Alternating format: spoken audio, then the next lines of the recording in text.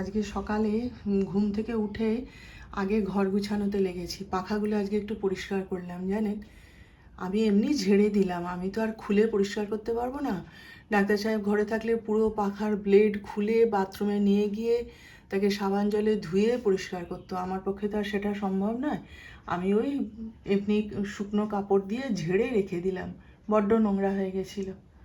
আর এই যে বিছানার নিচের চাদরটাকে চেঞ্জ করেছি। আপনারা তো জানেন আমি দুটো চাদর পাতি, তো উপরের চাদরটা ভাবলাম চেঞ্জ করব, তারপরে ভাবলাম আজকে থাক। আর এই যে এইগুলো হচ্ছে যিশুর জামা কাপড়। যিশু এখনও ঘুমাচ্ছে, তো দরজা খোলেনি, তাই ওর ঘরে পৌঁছে দিতে পারিনি। আর ওইগুলো হচ্ছে সব ইস্ত্রি করব।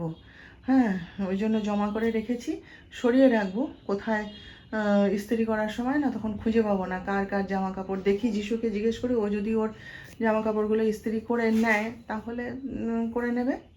ডাক্তার সাহেব এগুলো আমি করে দেবো। তো গুছোচ্ছি ঘরটা।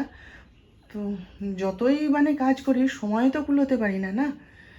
যতটা পারি করি। এখনও রান্নাঘরে ঢুকিনি, পুজো করতে হবে, অনেক কাজ। এক কাপ চা খেয়েই লেগে পড়েছি জানেন। রান্নাঘরে চলে এসেছি, গ্যাসটা ক্লিন করে নিই। গ্যাসটা আমি রাত্রেবেলা এমনি জল ন্যাকড়া দিয়ে মুছে রেখে দিই জানেন। সকালবেলায় উঠে একবার পরিষ্কার তো করতেই হবে না সাবান দিয়ে। প্রতিদিনই আমি সাবান দিয়ে পরিষ্কার করি, কেন কি রাত্রে সারা রাত পড়ে থাকে তো। আরশোলা, কত রকম পোকা মাকড় কত কি হচ্ছে। এখানে রান্না করব, খুন্তি রাখবো, ওই জন্য একবার সাবানটা বুলিয়ে পরিষ্কার করি। শুধু আমি নয়, আমি জানি সবাই সেটা করে, সেটাই করা উচিত, তাই না? কাল আবার আমার কাকলি আসবে না বলে গেল, তার ঘর কি বদল করছে, তাই কালকের দিনটা ছুটি নিয়েছে। ওই জন্য কাকলির পিছনেও একটু ঘুরঘুর করছিলাম। আমি বলি, কাকলি তুমি যে কালকে আসবে না, আমি আর জামা কাপড় কাচবো না। বলে, কেন গো বৌদি? আমি বলি, না তুমি এই যে বারান্দায় প্রচুর জল পড়ে, তো জামা কাপড় মেলি, ওখানে প্রচুর জল পড়ে জানেন। তো সেই জন্যে সেই জল তো আমি বুঝতে পারি না। কাকলি এলে বেশ পরিষ্কার করে বারান্দাটা মুছে দিয়ে চলে যায়। অত জল, এই জল আমি সামলাতে পারি না। তা হাসছে, বলে হ্যাঁ কালকে তুমি কাচবে না? আমি না, কালকে কাচবো, আজ আর কাচবো না, কারণ আজ কাচলে আবার ওখানে জল হবে, তো কি করে আমি সামলাবো বলো? তাই হাসছে জানো। তাই সে কাকলিকে দিয়ে যে কাজগুলো করানো ছিল একটু করে দিয়ে সামলে দিয়ে যাও, নইলে একা হাতে আমি পারবো না বলে সেই সব কাজগুলো করিয়ে তারপরে এলাম। আজকে সকাল সকাল এসে বাসনগুলো ধুয়ে দিয়ে গেছে। ওর নিজের কাজ আছে, ওর বর তো টোটো চালায়, বলছে যতক্ষণে টোটো চালিয়ে আসবে আমি কাজগুলো সেরে দিব দি, সেই জন্য এলাম। ভালো করেছো। এই রান্নাঘরটা একটু ক্লিন করে নিয়ে তারপরে চান করতে যাব। জল ঘাটলেই খালি নাকের মধ্যে সুরসুর করে, কেন বলুন তো? যত কাজ করব জলের না, মানে সে কি কাপড়ই কাচি আর এই যে টেবিল মুছছি কি বাসন ধুচ্ছি, যাই করি খালি নাকের মধ্যে সুরসুর সুরসুর করে যায়। কেন কে জানি, এরকম করে কি কাজ করা যায় বলুন তো?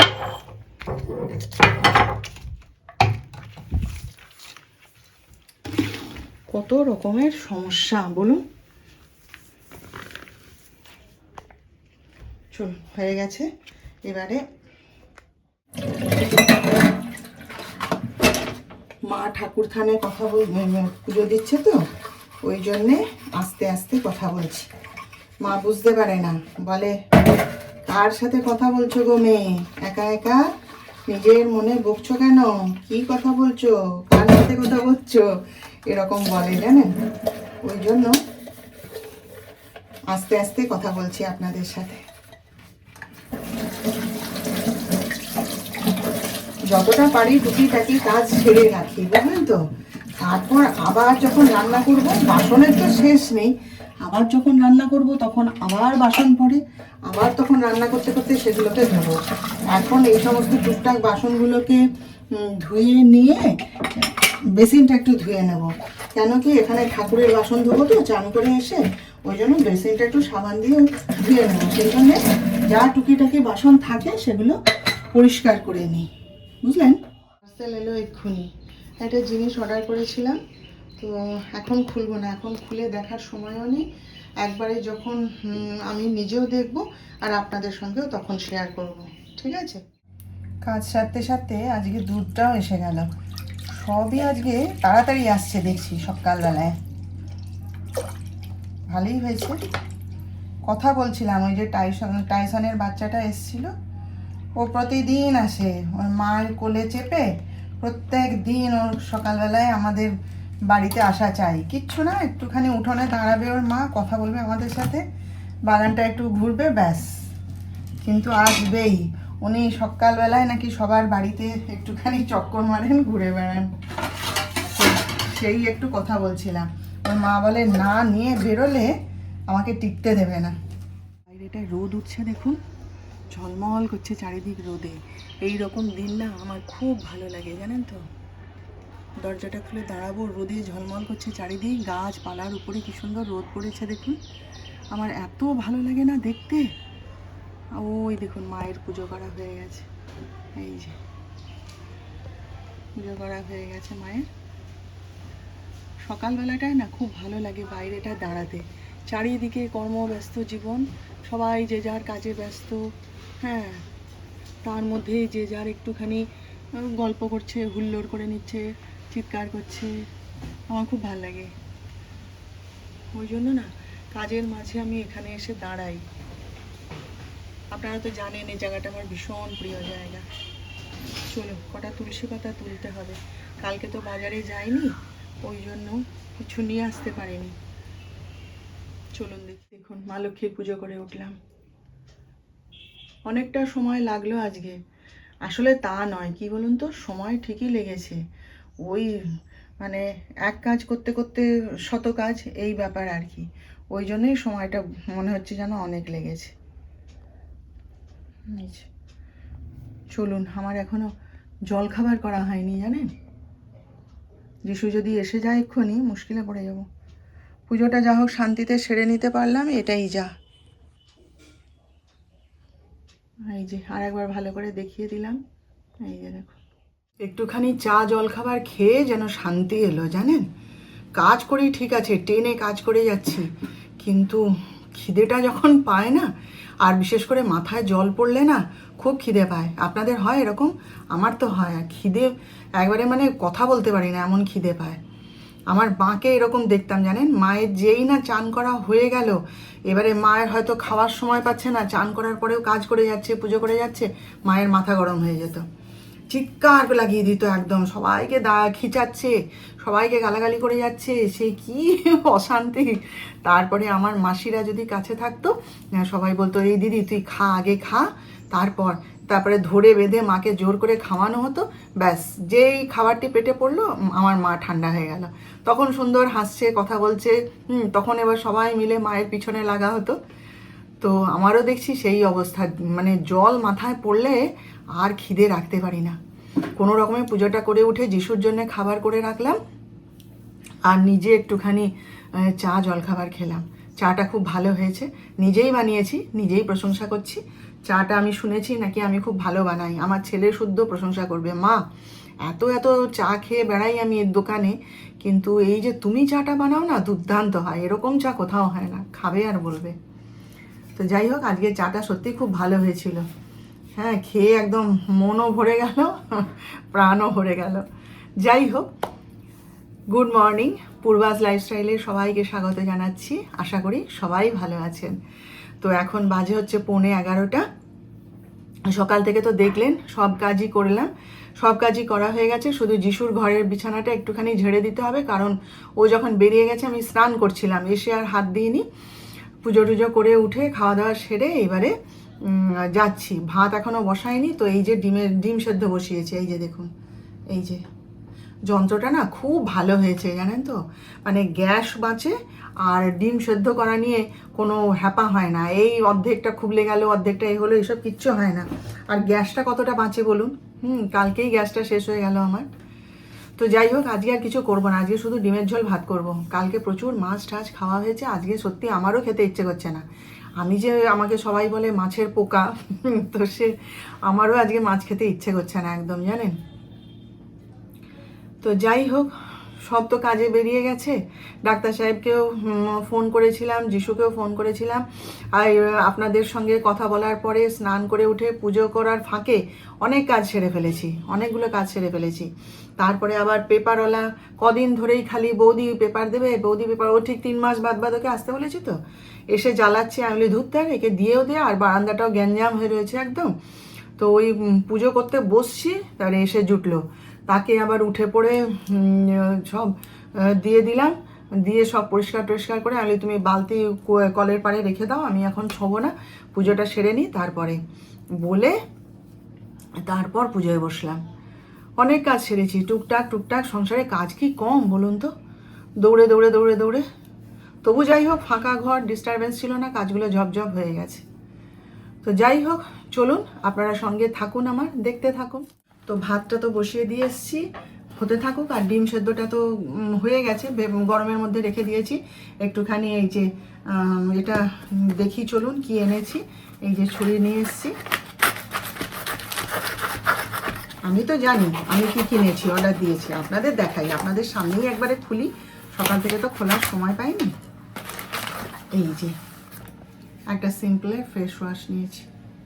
এটা না আমি অনেক দেখে শুনে তারপর ওটা অর্ডার করেছি। মানে ব্যাপারটা কি বলুন তো, আমি বা আমরা তিনজনেই যে ফেস ওয়াশটা ব্যবহার করি না, ক্লিন অ্যান্ড ক্লিয়ার, সেই ফেস ওয়াশটা খুব ভালো, খুবই ভালো। মানে মুখের মধ্যে কোনো কিছু হতে দেয় না, কোনো ব্রণ, কোনো ফুসকুড়ি, কোনো কিছু, কোনো র্যাশ হলেই না ওইটা দিয়ে ওয়াশ করে দিলেই ব্যাস সঙ্গে সঙ্গে পরের দিন মিলিয়ে যায়। এই যে যিশুর মুখে টুকে হয়, ওইটা লাগিয়ে দিলে, ওইটা দিয়ে ফেস ওয়াশ করে নিলে ব্যাস পরের দিন ঠিক হয়ে যায়। তো ওটা আজকে বহু বছর আমরা ব্যবহার করছি। কিন্তু কি বলুন তো, আমার স্কিনটা না, মানে আগে ছিল ওরকম নর্মাল স্কিন, হ্যাঁ, কিন্তু এখন দেখছি প্রচণ্ড ড্রাই হয়ে গেছে। কেন আমি জানি না, স্কিনটা যত দিন যাচ্ছে না পুরো ড্রাই হয়ে যাচ্ছে। তো এখন ওই সাবানটা, মানে ফেস ওয়াশটা ব্যবহার করলে কি হচ্ছে বলুন তো, মুখটা করে টেনে খিচে ধরছে একদম, হ্যাঁ, আর কীরকম একটা ডালনেস এসে যাচ্ছে স্কিনের মধ্যে। তো বলছে যে এজিংয়ের জন্য হতে পারে, আবার ওই অত, আমার তো একটা মেন রয়েছেই না, অত ওষুধ খেতে হয়, সেজন্যও হতে পারে, জানি না কী জন্য। হঠাৎ করে দেখছি স্কিনটা খুব ড্রাই। আমাকে সেদিন পার্লারে গেছিলাম, তারাও বলছিল কেন দিদি আপনার তো নর্মাল স্কিন। আমি বলি না গো, আমার হঠাৎ করে স্কিনটা প্রচণ্ড মাত্রায় ড্রাই হয়ে যাচ্ছে। তো সেই জন্যে ওই ফেস ওয়াশটা ব্যবহার করতে চাইছি না। ওই ফেস ওয়াশটার বদলে আমি একটা এরকম ফেস ওয়াশ খুঁজছিলাম, যেটা এরকম স্কিনে টান ধরবে না, মানে ওরকম, সে প্রচণ্ড কষ্ট হয় জানো তো, মুখে সাবান দিলে পরে কতক্ষণ একটু ক্রিম দিয়ে মুখটা করে যেন সে টেনে ধরে। তো ওরকম ব্যবহার করার দরকার কি, তাই না? মুখের স্কিনটা নষ্ট হয়ে যাবে আস্তে আস্তে। সেই জন্যে অনেক দেখে শুনে এইটা নিলাম, এটা ব্যবহার করে দেখি। সবাই তো বলছে যে, মানে আমি যে এগুলো করলাম, সার্চ করলাম, সেখানে সবাই বলছে যে এটা খুব ভালো। তো দেখা যাক কীরকম। আমি এটা কোনোদিন ব্যবহার করিনি, এই প্রথমই এটা কিনলাম, বুঝলেন। দেখি আজকে চান করা সময় তো লাগাতে পারিনি, ইচ্ছা করে লাগাইনি, কারণ তখন বক্সটা খোলা হয়নি। আমি এমনি ক্লিনজিং মিল্ক দিয়ে পরিষ্কার করে নিয়ে এসেছি। তো আমি তো 2বার করে চান করি, আবার যখন চান করব তখন এটা ব্যবহার করব, করে দেখবো কেমন। একটু উচ্ছে ভাজা করেছি আমার জন্যে, আজকাল আর সেদ্ধ খেতে ইচ্ছে করছে না। তারপরে কাঁচা নুন অনেকটা খেতে হয়, তো ওই জন্য ভয়ে একটুখানি কদিন উচ্ছে ভাজা করে খাচ্ছি আর কি। এখানে একটু পেঁয়াজের বড়া করেছি, আর এই যে ডিমের ঝোল, ওদের জন্য আলু দিয়ে আর আমার জন্যে পেঁপে দিয়ে ডিমের ঝোল, ব্যাস এই আজকে রান্না করেছি। আমাদের ঘরের সামনে দেখে এলাম নো এন্ট্রি লাগিয়ে দিয়েছে, কেন কি জানি। ওই আমাদের ঘর থেকে, বাড়ি থেকে বেরিয়ে ওই কালুর দোকানের দিকে যেতে ওইখানটায়, এখান থেকে দেখা যাচ্ছে যে একটা বাঁশের গায়ে ঝুলিয়ে দিয়েছে নো এন্ট্রি। এবার কেন, কি ব্যাপার, কি বৃত্তান্ত কিছুই জানি না। যিশু আসুক, এলে বলতে পারবে। হঠাৎ করে আবার নো এন্ট্রি কে ঝুলালো, কি ব্যাপার কি জানি। আর আমার এই বাঁ চোখটা মনে হয় ঠান্ডা লেগেছে জানেন, খালি কড়কড় কড়কড় করছে। আর সকালবেলায় উঠলে পরে না, মানে চোখটায় কীরকম ঝাপসা দেখি, আর হয়, মানে চোখটা জুড়ে যায়, চোখের কোলটা জুড়ে যায়। এমনিতেই আমার চোখের কোলে শুয়ে থাকলে চোখের কোলে জল পড়ে, দু চোখেই। হ্যাঁ, তো কি জানি কেন হঠাৎ করে কি হলো। চোখের ওষুধ তো দিচ্ছি। যাই হোক, চলুন দেখিয়ে দিই কী রান্না করলাম। শুধু ডিমের ঝোল ভাত, তাই কত হ্যাপা জানেন, কত ঝামেলা। চলো দেখিয়ে দিই। আমি আর যিশু আজকে বেরিয়েছিলাম, অনেক দিন বাদে বেরোলাম দুজনে জানেন। আবার আমি বলি চল বাবু একটুখানি ঘুরে আসি, তুই যাবি? বলে চলো, আমারও বিকেলে কোনো কাজ নেই, ঘরে ভালো লাগছে না, চলে যাই, বলে গেছিলাম। ওই আমার ঠাকুরের ফুল শেষ হয়ে গেছিলো। হ্যাঁ, কালকে তো যেতে পারিনি, তো ঘরে যাই তো, যেহেতু পান টান সব ছিল সেহেতু কোনো অসুবিধা হয়নি জানেন, বৃহস্পতিবারের পুজো তো করা হয়ে গেছে। তো ফুলটা শেষ হয়ে গেছিলো, সেই ফুল নিয়ে এলাম। ডাক্তার সাহেব নিয়ে আসেন ঠিকই, কিন্তু মালা নিয়ে আসে, ফুল সে 2-4টে থাকে, ওরম করে তো আর পুজো হয় না। তো তারপরে ঠাকুরের ফল শেষ হয়ে গেছে জানেন, প্রতিদিন পুজো করতে বসে ফল থাকে না। ডাক্তার সাহেবকে অনেকবার বলেছি আনবো আনবো করে, আর আনতে পারে না। তো প্রতিদিনই ওই নকুলদানা, বাতাসা, বিস্কুট এই দিয়ে গোপালের পুজো করি, সবার পুজো করি। আমি ওই জন্য বলি চল একটুখানি ফল টল নিয়ে আসি দেখি। তো ওই সব করতে গেছিলাম আর কি। আর টুকিটাকি জিনিস, প্রত্যেক দিন সন্ধ্যাবেলায় আমি গোপালকে গুড়ের বাতাসা খেতে দিই, সেটাও শেষ হয়ে এসছে। আমি চল তাহলে নিয়ে আসি। এই সব টুকিটাকি নিয়ে আবার মা বেটায় চলে এলাম। একটু বেরোনোও হলো, আর প্রতিদিন হেঁটে যেতে যেতে ভালো লাগে না আর। আর ওই যে নো এন্ট্রি করেছে আমাদের রাস্তার উপরে, সকালবেলায় বলছিলাম না, ওটা ওই যে ওই জলের লাইন বসছে সেই জন্যে আটকে দিয়েছে। গাড়ি ঘোড়া যাচ্ছে ওখান দিয়ে, কাজে অসুবিধা হচ্ছে, তো দুদিকেই আটকে দিয়েছে, নো এন্ট্রি করে দিয়েছে। আমরা তো এই দিক দিয়ে ঘুরে ঘুরে ঘুরে ঘুরে গেলাম, এই আর কি। যাই হোক, কাজ অনেক ছিল টুকিটাকি, তাহলে না একটুখানি বাইরে থেকে ঘুরেই আসি। মাঝে মাঝে একটু বাইরে না বেরোলে না ভালো লাগে না, একটানা ঘরের মধ্যে থাকি তো। কাজ করছি ঠিক আছে, কিন্তু একটু বাইরে না বেরোলে হয় না। তো চলুন, হ্যাঁ পরে কথা বলবো। আজকে হয়েছে আলু কুমড়োর তরকারি আর রুটি। ডাক্তার সাহেব তো খেতে এসেও আবার ফোন নিয়ে বসে গেলেন, কার সাথে কথা বলছে। আর যিশু খাবে না, সন্ধ্যাবেলায় ওই যে পেটাই পরোটা খেয়েছে না, অনেকখানি খেয়েছে, বলছে পেট ভার আছে মা, খাবো না। ঠিক আছে, না খাওয়াই ভালো, ময়দা খেয়েছে, তারপরে আবার রুটি, না খাওয়াই ভালো, তাই না? আমি বলি ঠিক আছে থাক, সকালে উঠে খাবি। আর আমি একটুখানি দুধ রুটি খেয়ে নিয়েছি। তো চলুন আজকের মতো রাখলাম, আর কি, আবার আমাদের দেখা হবে। আপনারা ভালো থাকবেন, আর আজকের ভিডিওটা ভালো লাগলে একটা লাইক, শেয়ার ও সাবস্ক্রাইব করে প্লিজ জানিয়ে দেবেন।